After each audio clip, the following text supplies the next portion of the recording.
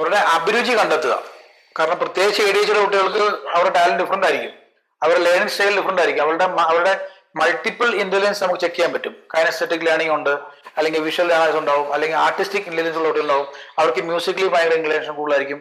അപ്പൊ അങ്ങനെ അവരെ ചൂസ് ചെയ്തിട്ട് +1 അത് റിലേറ്റഡ് ആയിട്ടുള്ള ഗ്രൂപ്പിൽ ചേർക്കുക. +1 +2 കഴിഞ്ഞാൽ പിന്നെ അവന്റെ കരിയറിലേക്ക് ഏതിലേക്ക് പോകണം. ചിലപ്പോൾ വിഷ്വൽ കമ്മ്യൂണിക്കേഷൻ ആയിരിക്കും, അപ്പൊ അവൻ വീഡിയോഗ്രാഫി, എഡിറ്റിംഗ് അങ്ങനത്തെ കാര്യം പോകുന്നതായിരിക്കും. ചിലർക്ക് ഡോക്ടർ ആകാനായിരിക്കും, ചിലപ്പോൾ വെറ്ററി ഡോക്ടർ ആകാനായിരിക്കും അവർക്ക് താല്പര്യം, നേച്ചറിനോട് കൂടുതൽ താല്പര്യമുള്ളതായിരിക്കും. അല്ലെങ്കിൽ ചിലർക്ക് എഞ്ചിനീയറിംഗ് സ്കിൽ ആയിരിക്കും ഉള്ളത്, അവർക്ക് കൂടുതൽ കമ്മ്യൂണിക്കേഷൻ വേണ്ട. കൂടുതൽ പീപ്പിൾ മാനേജറിനുള്ള ആളാണെങ്കിൽ അവന് BCom പഠിച്ച് MBAക്ക് പോകാൻ പറ്റും. അപ്പൊ അത് ചൂസ് ചെയ്യുന്നത് തന്നെ ഒരു 14 വയസ്സിലാണ്. 14 വയസ്സാകുമ്പോൾ ഒരാളുടെ മൾട്ടിപ്പിൾ ഇന്റലിജൻസ് കണ്ടെത്തി അവരുടെ ആപ്റ്റിറ്റ്യൂഡ് ഏതാണ്, അഭിരുചി ഏതാണ്, അത് റിലേറ്റ് ചെയ്ത് അവനെ പിടിക്കുകയാണെങ്കിൽ, അവനെ ട്രെയിൻ ചെയ്യുകയാണെങ്കിൽ അവന് നല്ലൊരു കരിയർ ഉണ്ടാവും. 95% ആക്യുറേറ്റ് നമുക്ക് കിട്ടും. അത് സൈക്കോളജിസ്റ്റോടൊക്കെ ചെന്ന് കഴിഞ്ഞാൽ അവർക്ക് ചെയ്യാൻ പറ്റും. ആ റിസൾട്ട് ബേസ് ചെയ്ത് നമ്മൾ പേരന്റിനെ കൗൺസിൽ ചെയ്യണം. കാരണം അത് കുട്ടിയായിരിക്കും ഇതിലെ ഡിസിഷൻ മേക്കർ. പേരന്റ് എന്ന് പറഞ്ഞാൽ 2 പേര് പറയണം.